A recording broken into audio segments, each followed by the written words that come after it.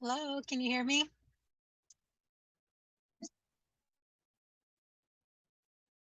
Hello. Hi. Hi. How are you today? Can you hear me? Yes, Good. hear you fine. Yeah. Excellent. You've got a very cool looking office. Yeah, we're in a building that is it's a old brick building. There's a train track right over there. It's a roundhouse building, so it's where the trains used to come and turn around and get worked on. Oh, excellent. So But yeah, not it's a anymore. not well, the trains still run, but yeah, They it's don't the come by. building They is don't. no longer a roundhouse. So I yeah, love that. there's no train mechanics in the building. Just press. People who can maybe fix presses. I don't know. Yeah. Um, I really appreciate you meeting with me. So this is me. I'm going to do a presentation to show my students kind of what I want them to have in their presentation. So I Okay. really appreciate that. So this shouldn't take very long because it's not meant to be a really big presentation. Sure. But I have a few questions for you. One of them, I wanted to just hear more about you and your role. I see that you're also a working artist. So I was Mhm. curious, you know, is your role at Tandem full time? How did you get there? When did you get there? How does it work in concert with your artistic practice or in conflict or what, all of that stuff? Okay. Well, to dive right in, yes, I have my BFA and MFA in printmaking, and I did my MFA at UW-Madison, where Tandem is located.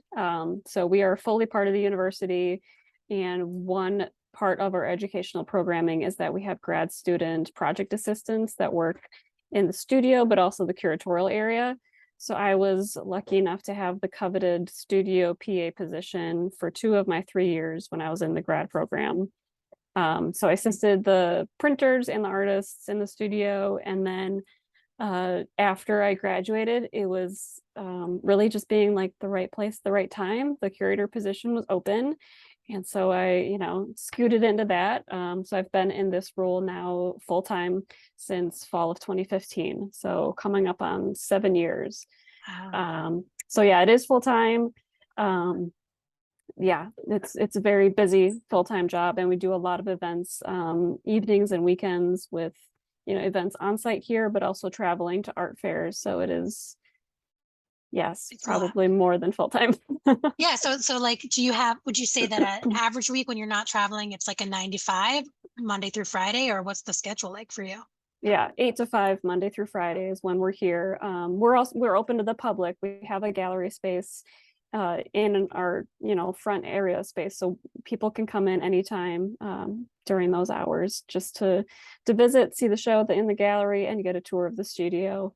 And then we do special events like we during the academic year collaborate with the music school, and so we host jazz performances in our it's almost like a tiny desk concert where they Mm. perform in our office area, and then it's also operates as sort of like an open house for us so people can see the gallery exhibition and tour the studio during those events Tiny as well. Desk is recorded in Philadelphia, where I am. Did you make that Oh, that's reference on right. purpose? I didn't think so, but it's just I like, feel like most people know what that yeah, reference we is. listen to it no matter where you are. It's on the radio. So Yeah, that's yeah. awesome. So like the times that you're traveling with Tandem, would you then get like an extra day off, or do you get extra pay, or it's part of your salary?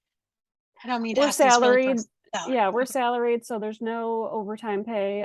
We try to do as much as possible to make sure that people that do work extra time get comp time off because Yeah. we all have our own personal lives, and we're not trying to work everyone to the bone, but you got to be flexible in this type of role, and I think that's just part of the arts industry as a whole. I'm asking partially because I want students to think about all the things that they could do after they graduate with an art degree and what those roles could really look like. So hearing your experience, I think is really interesting to them, and knowing that it's not just a part-time job, you get full-time jobs. Sometimes you have to Hmm. be, like you said, in the right place at the right time and have already like made a previous connection somewhere to be in consideration. But that's why I'm asking all these such personal questions about your Yeah. job. Yeah, no, that's fine. I mean, when I was in school, I knew I did not want to teach. That was just something I was like, I don't have the personality to teach. I'm not interested in it. And so it was difficult to think about what other options are out there, because I don't think it's discussed in art Mhm. school nearly as much as it should be about what other roles, art jobs are out there. Like, I think, preparators is a big one. Working in museums or galleries is a huge opportunity. And if you're organized, you can directly relate your art practice and your art knowledge to those type of roles, Mm. which is a lot of what I do. I mean, I do, as curator, it's organizing exhibitions in our gallery, but that's actually a very small part of my job. It's mostly uh, managing all the prints that come out of the studio, marketing them, selling them, getting collectors or getting them to collectors in various ways. Mm. And that involves writing about the work, photographing the work. I don't do the photography. My colleague Sona takes care of that. But documenting how prints are made and all the details of the edition, so that we have that information on file for longevity. Like, if an edition sells out and 10 years later someone gets their hands on one of them and calls us asking for information, we need to know that. Yeah. So it's a lot of information management as well. Cool. Yeah. So that kind of leads into one of my questions about how Tandem Press works. Like, can you talk me through, an artist is going to make a print with Tandem. How did that get started? Like, did the artist approach Tandem? Does Tandem approach artists? How do they make that connection? And then after you decide to work together, what happens? What's the like Yeah, basic timeline? we connect with artists in a lot of different ways, but it's mostly invitational basis. So we don't have like an application process. We don't do contract work. So if anyone is like, I have a painting and I want to print an edition of it, that's not the type of stuff we do. So we connect with a lot of our artists either through other artists we've worked with, or by going to art fairs or art exhibitions and trying to connect with them personally in that way. We have a list of artists that we're interested in, and are kind of always on the lookout for other people to add to that list. And then when the opportunity arrives that we can introduce ourselves and make a in-person connection, that's really helpful for starting a relationship and seeing if they want to come to Tandem and print with us. So it's really not too dislike how a gallery will decide what artists they want to represent Mm. and show, and have on their roster, because we do invest a lot of time and energy and resources in this work. When the artists come here, they don't, really, the only resource they have to put into the trip and the work is their time and their creative energy, because we pay their way. We get grants to cover airfare and hotels, and per diems to pay for all their meals and stuff like that. So we try to make it as barrier free as possible from that standpoint. Mm. And then, we cover all the costs of printing the work as well. So it's, yeah. But yeah, so that's why we're like, after the fact, when we work with artists, we print the editions and then handle them typical to a gallery, and Mhm. show and market and sell the work. And that's how we make our budget, is through selling it. Selling the work. So when an artist comes to make a print with you, is it usually a single print? Is it often more than one print at a time? It really ranges. We have worked with some artists for a long time. There's a handful of artists that we've been working with since the 90s. And so they often will make a few prints at a time, because we already have an established, Yeah. relationship between them and the printers in the studio, and they know how each other work. And, that just makes things go a lot faster than starting with a new artist. But oftentimes, if we bring an artist for the first time, it usually is maybe one or two prints at a time, because it's sort of like, it's a new relationship. It's sort of like dating. The printers need to kind of figure out how to best work with the artist and what techniques go well with their work, and that, what will make their concepts come out in the best way. A lot of the artists we work with have not made prints before. Some of them have, and so that plays a factor into it as well. If they have any, knowledge beforehand of what print techniques they think serve their work well or don't. So it's a complete collaboration. I mean, that's why our name is Tandem Press, is that, everything we do is in tandem with someone else, and it's a back Mm. and forth and a give and take. And then, so when an artist, especially let's say it's a new artist that doesn't have a pre-existing relationship, when you plan for them to come down, how long do you ask them to come down for? The artists are typically here with us for about a week. It used to be longer, but the past couple of years, our visits seem to be shorter and shorter as the artists we're working with are just extraordinarily busy. So we try to make the most of that week as possible. So the visit really starts before they even walk in the door. Our printer and our studio manager, Jason, will be in touch with them, months ahead of time to just start the conversation of like, what are you thinking about? Do you have sketches or mock-ups that you can share? Do you have, materials you're interested in working with? So they can start, proofing some things and trying out some methods in the studio, and having an image sort of maybe even halfway done. So there's something on the wall when the artist walks in the studio and something immediately available for them to react to and respond to and be like, oh, I like this part of it. Let's work with these colors instead. Let's try printing on these, this different type of paper. And we have 3 printers on staff, so they can really be working on a lot of different things at a time, with that many different hands in the work. So typically they're all working on 1 or 2 different projects themselves. So we may have, 2 or 3 prints that are actively being proofed at a time when an artist is in the studio. Wow. Cool. So that also makes me think, you mentioned Jason, and I listened to Mark that your 3 printers were a part of. But I was wondering if you could tell me how Tandem got started. I'm assuming it wasn't always the organization that it is today. Was it a simpler idea in the beginning? Who was there? And then how has it grown?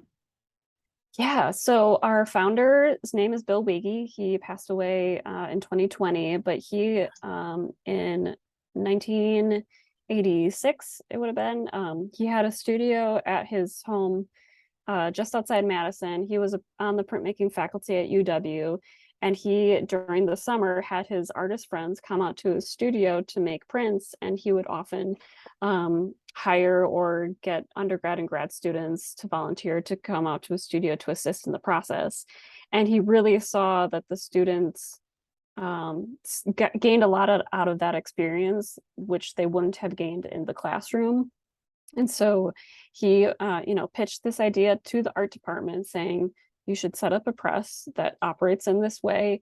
And, it'll make the art department tons of money and it'll be great for everybody. And, that didn't really work out as planned, but either way, it got approved. And so that's how Tandem was founded in 1987.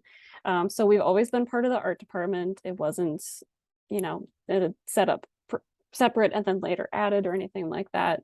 And yeah, it's definitely grown quite a bit over the years, but the basis, mission and structure of how we've operated has relatively stayed the same as far as, putting the artist first, making good prints, and doing what we can to get that work out in the world.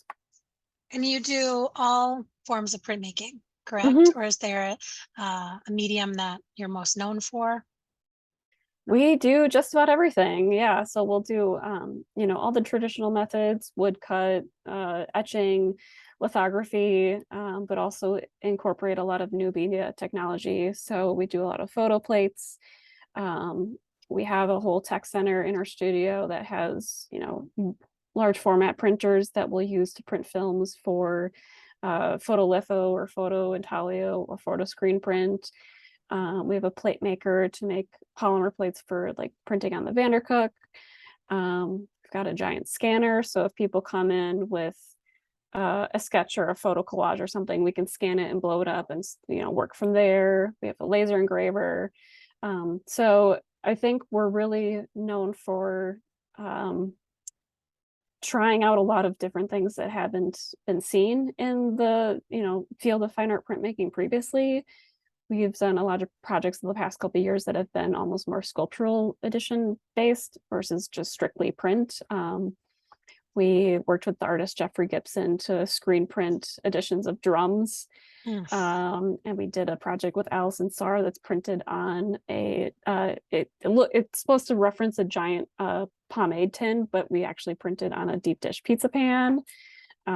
We've done stuff with Leslie Dill that's basically little sculptures where we print on fabric, and those are stuffed and sewn into small like doll forms with horse hair sewn into the heads of them. So and What we do a lot of mediums, if you go back to the Gibson, the Dill, mhm. what mediums were those ultimately printed in? Were The they Dills are screen print? mostly relief. The Sar and the Gibsons are screen print.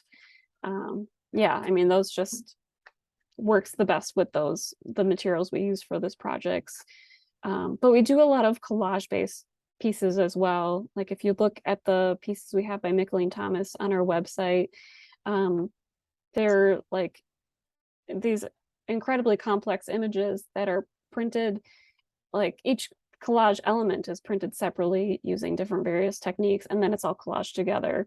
Oh, So one wow. of them has like 50 different collage pieces in it, another has like 30. There's different materials like handmade paper and wood veneer and foil stamping and stuff like that mixed in as well. So it's sort of incorporating a ton of different media and techniques together And in then one is the project. collage editioned? Like even though it's all these different prints, the whole is an Yep. edition? Yep. Okay. Wow. So that's what we're known for. I mean, some shops like Tambourine Institute, obviously they're known for lithography. Sure. And I think we're known for, putting everything but the kitchen sink together to make the best print possible. Awesome. That's so great. And again, selfishly, we're doing a lot of screen print in this class. So I was like, Mm, oh, I'm wondering, one of the advantages I think of screen print, but I bet you could point to other mediums now with your experience at Tandem, is that you can print on so many different materials. yep. But maybe you have all discovered that, there's other combinations out there. It's not always silk screen that does the tricky Yeah. stuff. I mean, we've done a lot of work with Alison Sarr printing on found textiles, and we actually print most of those with woodcut. So yeah, you would think screen print would be the answer, but woodcut prints on fabric pretty nicely as well. Excellent. Okay. Well, I think we've answered a lot of my questions. Let me take a quick look. Um, So can you just, maybe the last question I would ask is what's the future for Tandem Press? Anything on the horizon we should watch out for? Are you planning on expanding or getting some other new equipment or something? We're always growing. So I don't know if there's anything specific I have to share. This is our 35th anniversary. And so we will be coming out with a book to celebrate. I actually just got the color proof from the printer this morning. Ooh, So I'm looking through that. I'll have to get our And library to carry it. yeah, definitely. We do have a new super large screen print exposure unit coming How almost large? any day now. Um, I don't know the dimensions exactly. I think it's something like we can do screens like 40 by 60, maybe even larger. Mm. Um, yeah, pretty huge. Um, and we're entering our busiest part of the year. The fall is really busy for us. We do fairs. We have our annual fundraiser coming up in a few weeks. We've kicked off new shows in our gallery. We have a exhibition of prints by David Lynch up currently. Yes, I saw that. So yeah, there's always new stuff on the horizon for us for sure. Can a random person come and visit? Or Yes, do they have to call ahead of time or just show up? they can just show up. I mean, if they want a tour of the studio, we like a little advance notice, but it's not necessary and doesn't always happen. So yeah, people can show up anytime, basically 9 to 5, Monday through Friday. So if you were ever, like, let's say for some reason you had to leave Tandem Press, what are some other, would you work at another shop or would you probably go a more curatorial route from your experience that you're having there now? I don't know. When I was in school, I really was aiming to be more of a printer and work in the studio side of operations. So if that opportunity arose, I mean, that might be something I would consider. But there's a lot of, I mean, a lot of stuff to be done in the curatorial side of stuff too. It's not, um, I mean, I wear so many hats in this role. You get to do a little bit of everything. I don't know if I have like mock-ups of our gallery and Oh, booths for cool. fairs coming up behind me. And so there's still hands-on stuff like that, which is fun to do. And part of my role is also, I hate the words quality control because our printers do such great work anyway, but I look through all the editions before they're signed by the artist. And it's mostly, just to get a second set of eyes on them. The printers are so keyed in and focused on certain elements while they're printing, and I Mhm. notice other things. So it's more so sorting and having them, touch up little things here and there before the artist signs them. And so there's still a lot of my printmaking knowledge comes into play in this role specifically. Any advice for burgeoning printmakers?